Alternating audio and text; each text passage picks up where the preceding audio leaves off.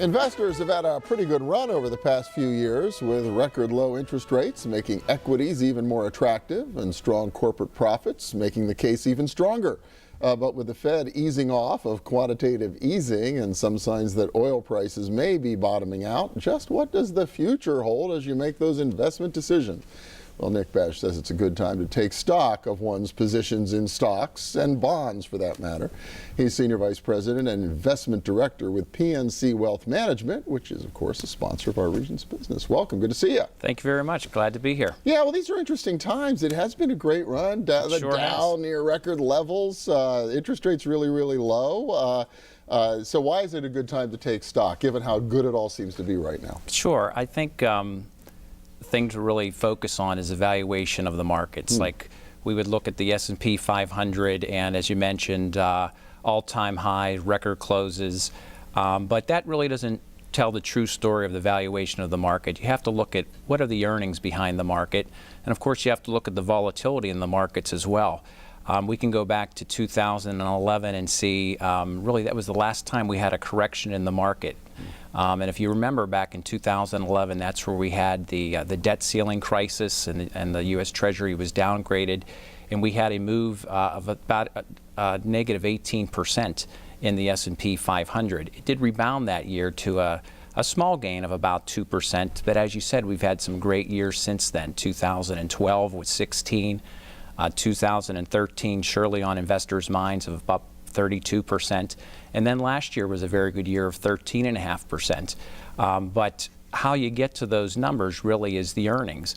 And when we look at the S&P 500, we have earnings of about consensus of about $122. So the market really trades at about 17 times those earnings. And that's considered not expensive, but certainly not cheap. So we would say fair valued.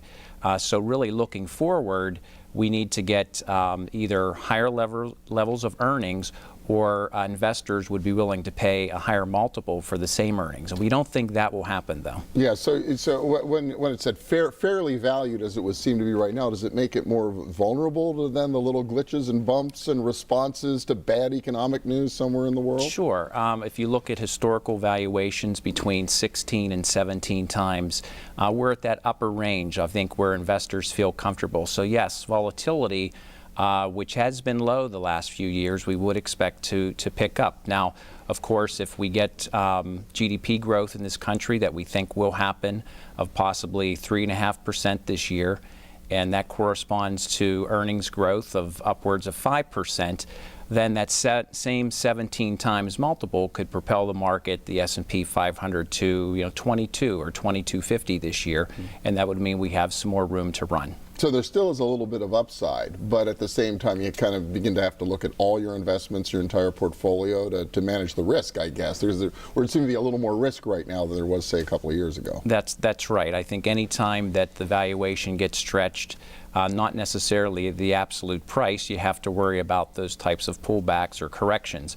As I mentioned, we haven't had one since 2011, so that's going on 1,200 days. So to say that we're due for one probably is an accurate statement.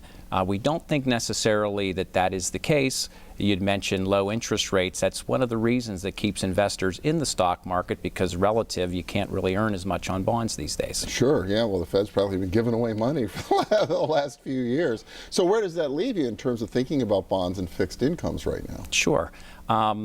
The Fed has pretty much indicated that they would like to normalize interest rates or tighten. So that would be the Fed funds rate. We think that could happen later in this year. At least that's what the Fed is kind of telegraphing. But of course, there's a lot of factors that go into that. Where inflation is, where unemployment is, are we getting the amount of GDP growth that we forecast?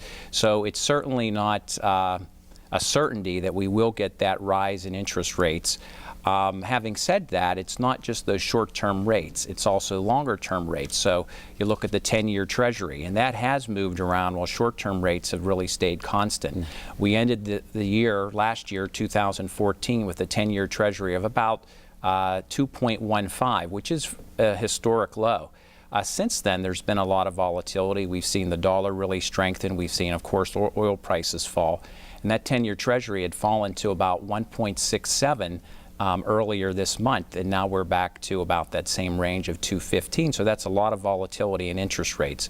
But since that lower mark, they have risen. And that is important for bond investors to take account, because as interest rates rise, the price of bond falls. So there's an inverse relationship. So there is risk even in bonds if the interest rates rise. Something to really ask your financial advisor about. Last thing, just real quick, because we're almost out of time, though, the whole issue of international. Sure. There seems to be a lot of uncertainty around the world. How do you feel right now about the international investing? Actually, we feel a little bit better, mainly because the valuations of international equities are lower.